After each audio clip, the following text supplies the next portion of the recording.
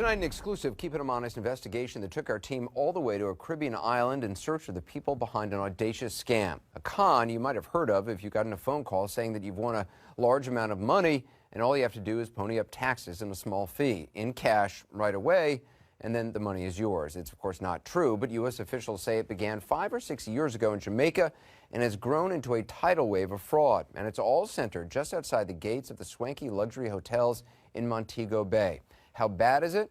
Well, to find out, we sent senior investigative correspondent Drew Griffin. These are Jamaica's special organized crime police. Acting on a tip and finding a suspect in a back room. Hey. Cut! Right down! The evidence, police say, is everywhere. Here we have the SIM card. Caught with 2 cell phones, lists of U.S. phone numbers, and piles of cash. Corporal Kevin Watson tells us the suspect was trying to actually eat paper notes of what the police say are his potential victims, mostly U.S. and Canadian citizens who have fallen for this $300 million a year scam. So here we have the laptop. So he just tossed his laptop in the water? Right, when we came here, when they breached the premises. Whoa, look at that. See what he did? He drove a nail in He it? drove a nail in there to destroy evidence. The suspected scammer, who's yet to plea in court, will face his first appearance next month. If convicted, he will most likely serve a lengthy prison sentence. Chris Poland would like the punishment to be much more severe. I could be part of the team that comes down there, and I catch the guy that I talked to and I talked to my dad, and I got to personally torture him and then hear him scream and beg to save his life.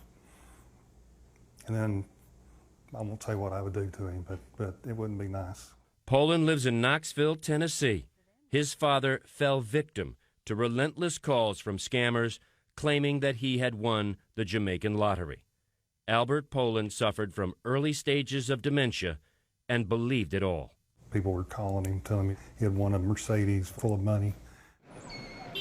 Albert Poland believed all he needed to do to get up to $3 million in prize money was cover the expenses.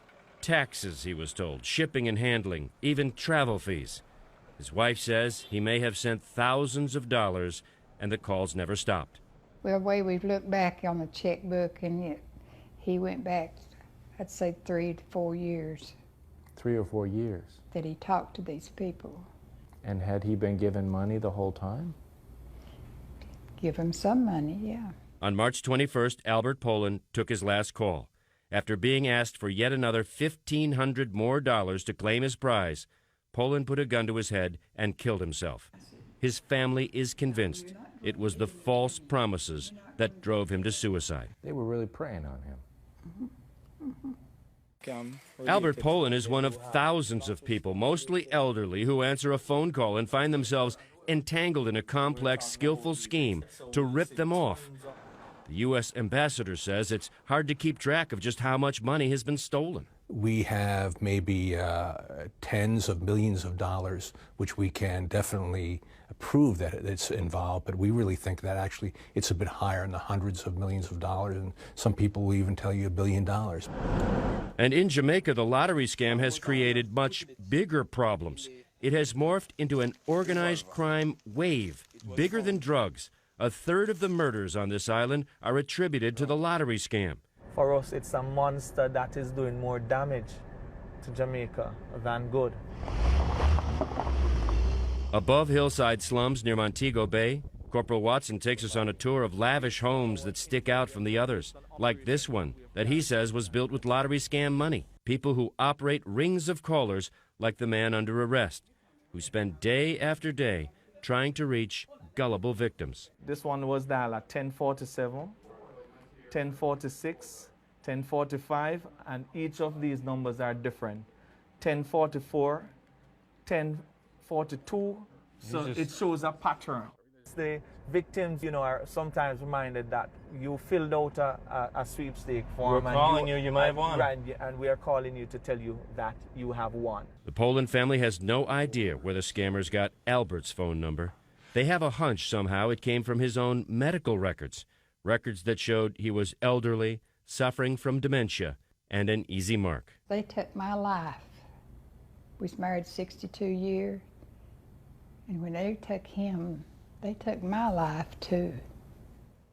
It's so awful for that family. I mean, is there, first of all, even a Jamaican lottery that people could actually win? There's a Jamaican lottery. You play it in Jamaica, just like state lotteries in the U.S. You fill out numbers. If the numbers hit, you win. No one's going to call you and tell you you won, period. And at any time, really, if you're offered a prize but are first told you need to send money to cover taxes, transfers, anything, believe me, it's a scam. Just hang up. The fact that criminals are preying on the elderly, on the lonely, it's just despicable. You heard the corporal there down in Jamaica talk about a sucker list. The biggest suckers, Anderson, are the most gullible, and that's why this is so tough. So many of these victims are lonely. They get phone calls and actually start believing these scammers are their friends. Some even think they're their lovers. The scammers keep coming, stealing money, getting more money wired to them, keeping the promises up. The victims don't want to believe they are being scammed, and often, even when they finally realize it, they're so embarrassed they don't even come forward to the police. That's why the police in Jamaica and the U.S. are now intensely working together, both sides, trying to stop this and, quite frankly, getting the word out with stories like we're doing tonight. Anderson.